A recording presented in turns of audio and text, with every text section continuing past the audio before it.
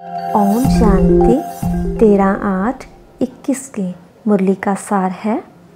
मीठे बच्चे, मन मना भव की ड्रिल सदा करते रहो तो 21 जन्मों के लिए रुष्ट पुष्ट निरोगी बन जाएंगे। प्रश्न: सतगुरु की कौन सी श्रीमत पालन करने में ही गुप्त मेहनत है? उत्तर: सतगुरु की श्रीमत है, मीठे बच्चे, इस देह को भी भूलकर मुझे याद करो, अपने को अकेली आत्मा समझो, देही अभिमानी रहने का पुरुषार्थ करो, सबको यही पैगाम दो कि अशरीरी बनो, देह सहित देह के सब धर्मों को भूलो तो तुम पावन बन जाएंगे। इस श्रीमत को पालन करने में बच्चों को गुप्त मेहनत करनी पड़ती है। तकदीरवान बच्चे ही यह गुप्त मेहनत कर सकते हैं। ओम शांति। बच्चे बैठे हैं अपने भाई और बहनों को ड्रिल सिखलाने। यह कौन सी ड्रिल है? इसमें बच्चों को कुछ कहना नहीं होता है। वह जो जिस्मानी ड्रिल आदि करते हैं उसमें तो कहना पड़ता है। यह तो सुप्रीम टीचर है, जो गीता का भगवान भी है, जो बच्चों को बैठ योग की ड्रिल भी सिखलाते हैं। यह ड्रिल भी गुप्त है। ड्रिल सिखाई इसलिए जाती है कि स्टूडेंट रुष्ट पुष्ट हो। धारणा के लिए मुख्य सार: पहला, बाबा कहते पावन बनने के लिए अशरीरी बनने का अभ्यास करना है। सबको पैगाम देना है कि एक बाप को याद करो, देह सहित सब कुछ भूल जाओ। दूसरा, जोगेश्वर बाप से योग सीखकर सच्चा योगी बनना है। ज्ञान से धनवान और योग से निरोगी एवर हेल्दी बनना है। वरदान दे रहे बाबा, कल्याण की वृत्ति और शुभ चिंतक भाव द्वारा विश्व कल्याण के निमित्त बनने वाले तीव्र पुरुषार्थी भव। तीव्र पुरुषार्थी वह हैं जो सभी के प्रति कल्याण की वृत्ति और शुभ चिंतक भाव रखें। भले कोई बार बार गिराने की कोशिश करे, मन को डगमग करे, विघ्न रूप बने, फिर भी आपका उसके प्रति सदा शुभ चिंतक का अढोल भाव हो। बात के कारण भाव न बदलें। हर परिस्थिति में वृत्ति और भाव यथार्थ हो तो आपके ऊपर उसका प्रभाव नहीं पड़ेगा। फिर कोई भी व्यर्थ बातें देखने में ही नहीं आएंगी, टाइम बच जाएगा। यही है विश्व कल्याणकारी स्टेज। स्लोगन: संतुष्टता जीवन का श्रृंगार है, इसलिए संतुष्ट मनी बन, संतुष्ट रहो और सर्व को संतुष्ट करो। ओम शांति। दादी प्रकाश मणि जी के गुणों और विशेषताओं के बारे में हम जानेंगे। ब्रह्मा कुमारी कमलेश बहन कटक वो दादी प्रकाश मणि जी के लिए क्या कहती हैं कि दादी जी प्रेरणा स्रोत, दादी जी को हम भूल नहीं सकते। सन 1969 में मैं दादी जी के बहुत नज़दीक आ गई, जब दादी जी मधुबन में ही रहने लगी थी। प्यारी दादी की ममता, सरलता, नम्रता, गंभीरता, बुद्धि की विशालता का मैंने बहुत गहराई से अनुभव किया। दादी जी प्यार की मूर्ति थी। एक बार हमने कहा, प्यारी दादी, जैसे हमने बाबा की गोद ली है वैसे हम आपकी गोद में जाना चाहते हैं।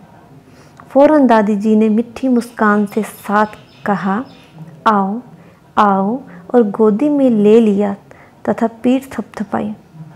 हमारी सारी थकान दूर हो गई। हमें अनुभव हुआ जैसे हम बाप दादा की गोद में हैं। दादी जी दिव्य गुणों की खान थी। दादी जी दिव्य गुणों की खान थी। एक बार मैं एक सेवा केंद्र से आई। वहाँ थोड़ा बहुत सहन नहीं हुआ था। तो दादी ने बड़े प्रेम से कहा, मैं जहाँ 60 सेठों का सहन करती हूँ, क्या तुम 2-4 स्टूडेंट का सहन नहीं कर सकती हो? सहन शक्ति से ही हमारे अंदर और भी दिव्य गुण आ जाएंगे। ऐसी मीठी शिक्षा देकर दादी जी उमंग उल्लास से भर देती थी। सहनशीलता और सरलता दादी जी में कूट कूट कर भरी थी। प्यारी दादी को रोना बिल्कुल पसंद नहीं था।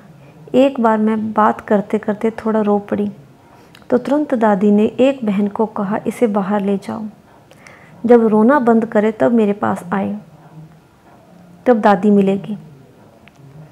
मुझे तुरंत हिम्मत दी और 10 मिनट के बाद जब मैं दादी के पास एकदम हंस के आई तो दादी ने मुझे बहुत प्यार किया, गले लगाया और खुशी दी। कहा, रोता कौन है जिसका पति नहीं? तुम्हारा पति तो सर्वशक्तिवान है। और मुझे दादी जी से शक्ति प्राप्त होने जैसा अनुभव हुआ। फिर मुझे पंजाब सेवा में जाने के लिए राजी किया। दादी जी बिना कहे मन की बात समझ लेती थी। जब भी हमने कोई मन की बात प्रकट की, दादी उसे शीघ्र ही पूरा करती। बिना बताए ही दादी को मालूम पड़ जाता था कि हम क्या चाहते हैं। एक बार मेरे मन में आया कि दादी की सेवा करो, तो दादी मेरे मन की बात जानकर अपनी सेवाधारी बहन को बोली कि आज कमलेश को यह सेवा दे दो। यह सुनकर मेरी खुशी का ठिकाना नहीं रहा। मन में सोचा कि दादी तो पूरी सकार बाबा है, बिना कहे मन की बात समझ लेना और हर खुशी दे देना दादी की विशेषता थी। दादी को देख हमारे अंदर अनेक गुण आने लगे। अनेक कमज़ोरियाँ दादी अपने स्नेह और शक्ति की दृष्टि से मिटा देती। दादी को देखकर हमेशा त्याग, तपस्या, वैराग्य वृत्ति जागृत होती। दादी सदा तपस्या और सेवा की तरफ ध्यान खिंचवाती थी। दादी जी का जीवन ही शिक्षणीय था। दादी जी का जीवन ही शिक्षणीय था। सन 1973 में मैं सेवार्थ कटक आई। दादी ने अनेक पत्र हमारे पास आते, अनेक प्रेरणादायक उमंग उल्लास भरी शिक्षाएं हम दादी के पत्रों से प्राप्त करते। हमारा जीवन आगे कैसे बढ़े इस पर दादी हमेशा ध्यान खिंचवाती। 6-7 बार दादी जी का उड़ीसा आना हुआ। प्रत्येक बार कुछ न कुछ आगे बढ़ने की प्रेरणा दादी जी से प्राप्त होती रही। पहली बार दादी जी ने कहा, जहां बहनों के लिए एक बैंक अकाउंट होना चाहिए, और तुरंत दादी जी ने अपने पास से 500 रुपया देकर अकाउंट खुलवाया। इतनी प्यारी दादी सभी प्रकार से हमारा ध्यान रखती। मधुबन में कभी कोई प्रोग्राम होता तो दादी कैसेट भेजती। एक बार दादी जब कटक से वापस जा रही थी तो स्टेशन पर 30-40 बहनों और 30-40 कुमारों का संगठन देखा। जाते जाते दादी ने कहा कि कमलेश, इनको नज़र न लग जाए, अविनाशी टीका लगा देना। दादी जी के बोल साक्षात वरदान थे। एक बार जब कटक में ज़मीन ली, फाउंडेशन डाला गया, प्यारी दादी जी आई।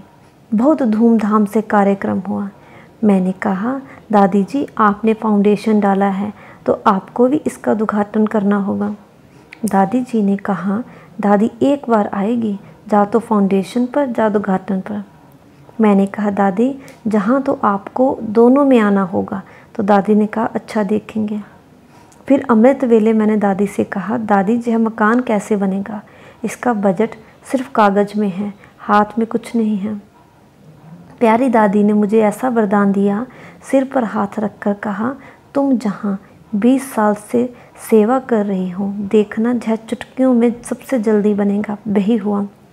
दादी जी जो कहती थी तो वो वरदान के रूप में हमारे सामने प्रैक्टिकल होता। दादी जहाँ से गई और जाते ही फाउंडेशन के लिए 25,000 रुपये का ड्राफ्ट भेजा और कहा, धीरज से करते चलो तो कार्य शीघ्र ही सफल हो जाएगा। ऐसे दादी जी में अपार धीरज था और सचमुच ही 2 वर्ष में मकान बनकर पूरा हो गया। दादी जी एक ममता में माँ थी। 2 साल के बाद दादी कोलकाता म्यूज़ियम के उद्घाटन कार्यक्रम में आए। उसी समय नए भवन के उद्घाटन अर्थ दादी जी हमारे पास भी आई। जून 8, 1992 को प्यारी दादी के कर कमलों द्वारा उद्घाटन हुआ। प्यारी दादी ने कहा, यह कमलेश ऐसी लाडली है जो मुझे 2 बार खींच लिया, फाउंडेशन में भी और उद्घाटन में भी। राजस्थान में ऐसी जगह हैं जहाँ मैं एक बार भी नहीं गई और जहाँ 4-5 बार आ चुकी हूँ। ऐसी थी हमारी माँ स्वरूपा प्यारी दादी। आज भी दादी जी के साथ का अनुभव और दादी जी की यादों से अपना जीवन चला रही हूँ। दादी जी सत्यता और पवित्रता की देवी थी। दादी जी हमेशा एकता का पाठ पढ़ाती। वे सत्यता और पवित्रता की देवी थी। जो बात कह देती थी वो एकदम सत्य हो जाती थी। सन 1976 की बात है। उस समय मेरे पास नीलम बहन थी। दादी दीदी हमेशा हमें नील कमल की जोड़ी कहती थी। पत्र में भी नील कमल कहकर संबोधित करती थी। दादी जी के सारे पत्र आज भी मेरे पास हैं। जहाँ भी रहें बीच बीच में पत्र पढ़ते हैं और हमेशा दादी जी को अपने पास अनुभव करते हैं। जब भी मधुबन में जाती तो प्रातः रोज दादी जी को गुड मॉर्निंग करने जाती। वह 1 मिनट का मिलन, मीठे गुड मॉर्निंग के बोल, दादी से नैन मुलाकात हमारे जीवन में लाखों खुशियाँ भर देती थी। जो सारा दिन खुशी में व्यतीत होता, हमें अनुभव होता दादी का प्यार, दादी की छत्र छाया हमारे साथ है और सदा रहेंगी। आज भी हम उसी अनुभव में रहते हैं। ऐसी प्रेरणा की स्रोत प्यारी दादी जी को हम कभी भूल नहीं सकते। ओम शांति।